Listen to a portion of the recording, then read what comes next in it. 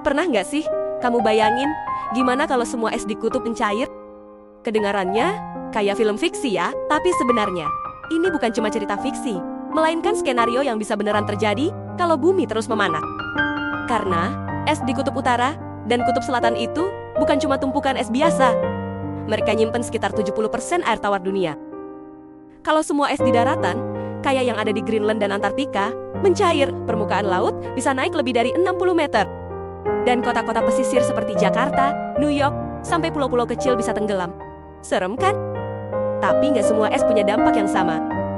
Es laut, yang mengapung di lautan kayak di Arktik, kalau mencair, nggak terlalu ngaruh ke tinggi permukaan laut. Tapi es yang ada di daratan, kayak gletser atau gunung es, dan juga lapisan es tebal, itu beda cerita. Karena saat mereka mencair, semua airnya masuk ke laut dan bikin volumenya naik. Lalu, apa penyebab utama mencairnya es ini? Jawabannya ialah karena pemanasan global. Ini disebabkan oleh aktivitas manusia, terutama dari dua hal, yaitu deforestasi dan industri. Deforestasi adalah proses penebangan hutan besar-besaran. Nah, pohon itu sebenarnya berfungsi kayak penyedot karbon. Mereka nyerap gas karbon dioksida yang bikin bumi panas. Jadi kalau pohon-pohon itu ditebang, bukan cuma daya serapnya aja hilang, tapi karbon yang disimpan di pohon juga lepas ke udara. Akibatnya, suhu bumi menjadi naik.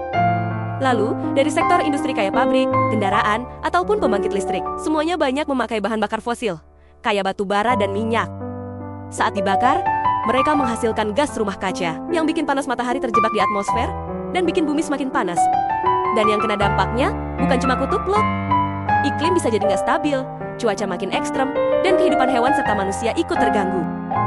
Jadi meskipun es di kutub itu jauh banget dari tempat tinggal kita, tapi efek mencairnya bisa terasa sampai ke kota, desa, bahkan rumah kita sendiri.